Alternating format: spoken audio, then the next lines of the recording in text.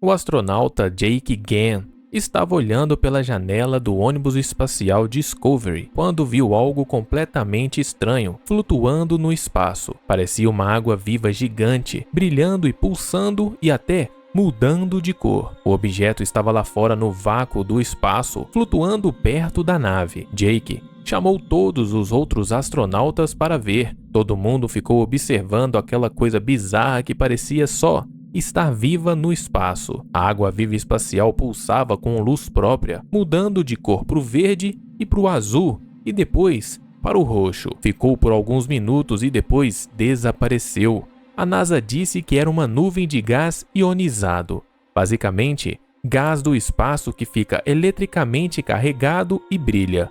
Faz sentido cientificamente, mas o que deixou todo mundo intrigado é que os astronautas em missões posteriores também relataram ver coisas parecidas. Objetos luminosos que parecem ter movimentos próprios, que pulsam e mudam de cor como se fossem organismos inteligentes. Jake descreveu a experiência como ver algo que não poderia existir. A imagem ficou marcada na cabeça dele. Até hoje, quando perguntam sobre a missão, ele fala daquela água viva espacial. Mas o detalhe mais bizarro, alguns sugeriram que poderiam ser formas de vida baseada em plasma. Neil Armstrong e Buzz Aldrin estavam dentro da nave Apollo 11 quando começaram a ver flashes de luz. O problema é que eles viam essas luzes mesmo com os olhos fechados. As luzes pareciam do nada, flashes brancos brilhantes que cruzavam o campo de visão. Armstrong pensou que estava tendo problemas de visão. Aldrin achou que era cansaço da missão. Mas, quando falaram um para o outro, perceberam que os dois estavam tendo a mesma experiência. Tentaram várias vezes, fecharam os olhos, mas as luzes continuavam aparecendo. A NASA investigou e descobriu o que possivelmente era raios cósmicos, partículas de alta energia vinda do espaço profundo que atravessava tudo, incluindo a nave e o próprio corpo humano. Quando essas partículas atravessaram o nervo óptico do fundo do olho, criam um flash de luz artificial. Não é luz de verdade, é o nervo reagindo à radiação espacial. A descoberta foi importante porque mostrou que os astronautas em missões longas no espaço profundo vão ter que se acostumar com essas luzes. Astronautas que foram para a Lua relataram ver entre 10 a 20 flashes por hora. Os astronautas Frank Borman e Jim Lovell estavam na cápsula de Gemini 7 durante a missão de 14 dias quando começaram a ouvir sons estranhos. Parecia um coral de pessoas cantando em harmonia, sons musicais, mas vindo de fora da nave. Os dois ficaram em silêncio tentando entender de onde vinha o som. Não era interferência de rádio, não tinha nenhuma transmissão acontecendo naquele momento. O som parecia vir das paredes da própria cápsula. Era harmônico, quase musical, como se várias vozes estivessem cantando juntas, mas em tons diferentes. Durou alguns minutos e depois parou. Borman reportou o fenômeno assim que voltou. A NASA ficou intrigada. Checaram todos os sistemas de comunicação da espaçonave, ouviram todas as gravações, analisaram cada equipamento eletrônico.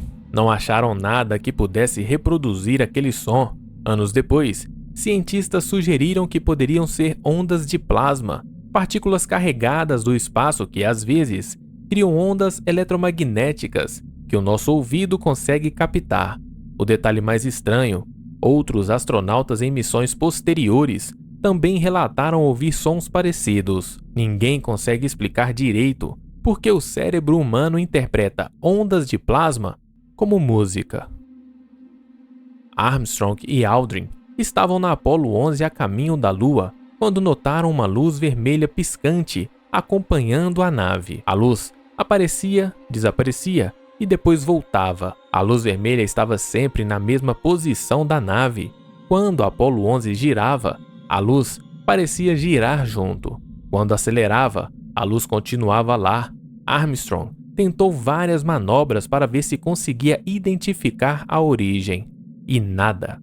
A luz continuava aparecendo e desaparecendo no mesmo lugar, sempre vermelha, sempre piscando.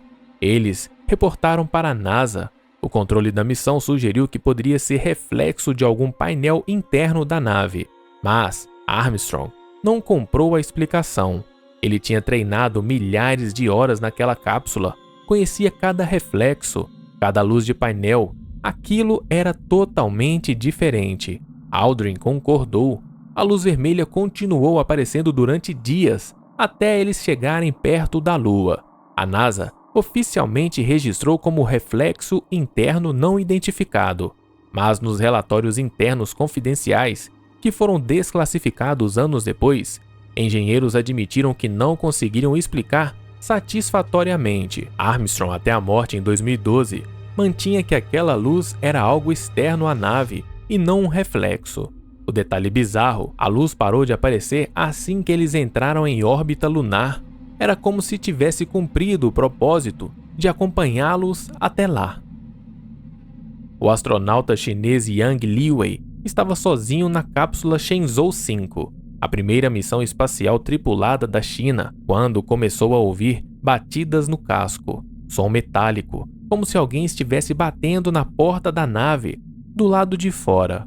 Yang Liwei ficou tenso. Ele estava orbitando a Terra a 300 quilômetros de altitude.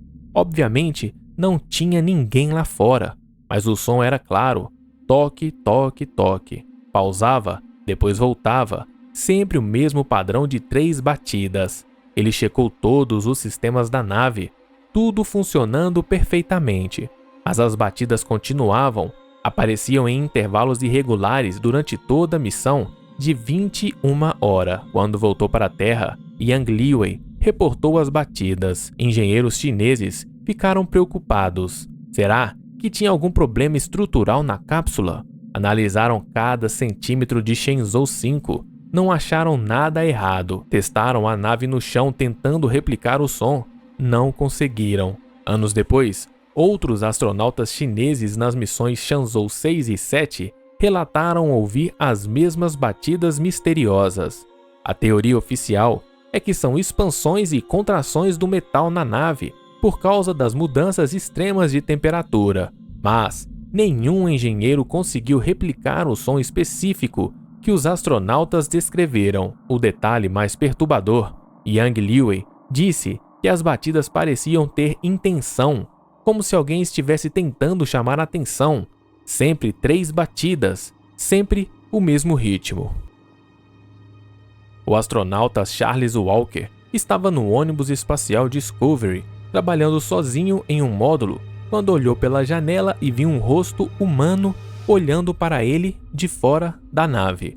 Do outro lado, no vácuo do espaço, Walker congelou. O rosto estava lá claramente visível através do vidro grosso da janela.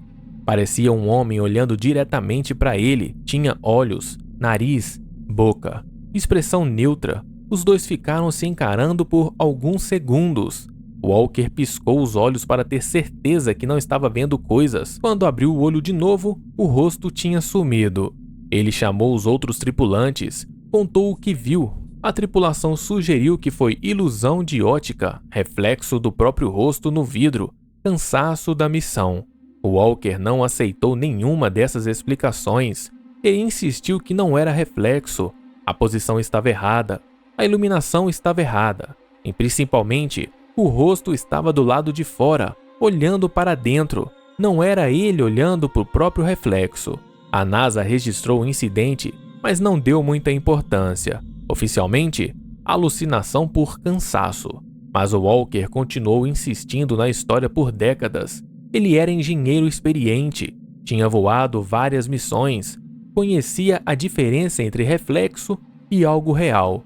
O detalhe que mais incomodava, a expressão do rosto era completamente calma, como se não quisesse incomodar quem estava dentro da nave. A missão STS-75 do ônibus espacial Columbia estava testando um cabo eletrificado de 20 km de comprimento no espaço, quando o cabo se rompeu e começou a flutuar. As câmeras da NASA estavam gravando tudo ao vivo e foi aí que apareceram os objetos. Centenas de objetos circulares brilhantes começaram a aparecer no vídeo, flutuando perto do cabo rompido. Se moviam de formas estranhas, fazendo curvas bruscas, acelerando e desacelerando. Alguns passavam atrás do cabo, outros na frente. A transmissão ao vivo capturou tudo. Milhões de pessoas viram. A NASA rapidamente explicou. Eram tudo partículas de gelo, pequenos detritos da própria nave que ficavam iluminadas pelo sol e apareceram na câmera por causa do foco. Mas analistas independentes fizeram os cálculos. Se fossem partículas pequenas perto da câmera, não poderiam passar atrás do cabo, que estava a 20 quilômetros de distância. Para passar atrás do cabo, teriam que ser objetos enormes, alguns com mais de 3 quilômetros de diâmetro e muito distante. O vídeo continua na internet até hoje e é um dos registros mais controversos de fenômenos espaciais não identificados. 6 cosmonautas soviéticos a bordo da estação espacial Salyut 7 viram algo que mudou suas vidas para sempre. No dia 155 da missão, uma luz alaranjada brilhou e envolveu toda a estação. Quando eles olharam pela janela, viram 7 figuras gigantescas flutuando no espaço do lado de fora. As figuras eram humanoides, mas enormes. Os cosmonautas estimam que cada um tinha aproximadamente 30 metros de altura. Tinham formas humanas claras, cabeça, corpo, braço e perna. Mas também tinham o que pareciam ser asas, como anjos. As figuras brilharam com luz própria, dourada e quente, e estavam sorrindo. Todos os 6 cosmonautas viram a mesma coisa ao mesmo tempo. Então, não poderia ser uma alucinação individual. As figuras flutuavam do lado da nave por cerca de 10 minutos. Não fizeram nenhum movimento ameaçador, só ficaram lá, flutuando pacificamente, sorrindo para os astronautas através das janelas. A sensação relatada por todos foi de paz profunda e bem-estar. Depois de 10 minutos, as figuras simplesmente desapareceram, a luz alaranjada sumiu e tudo voltou ao normal. Os cosmonautas reportaram imediatamente. A União Soviética classificou o relatório como ultra-secreto. Oficialmente, estresse psicológico coletivo causado por isolamento prolongado no espaço. Os cosmonautas foram submetidos a exames psicológicos extensos. Todos estavam mentalmente saudáveis. A história só veio a público após o colapso da União Soviética em 91, quando documentos classificados começaram a vazar. Todos os cosmonautas envolvidos, quando entrevistados anos depois, mantiveram suas histórias. Vladimir Solovyov, um dos que viu, disse em 2017, com certeza, não era alucinação. Todos nós vimos, eram reais. E você, conhecia todas essas histórias? Responda nos comentários. Se gostou do vídeo, se inscreva no canal e curta o vídeo para mais vídeos como esse.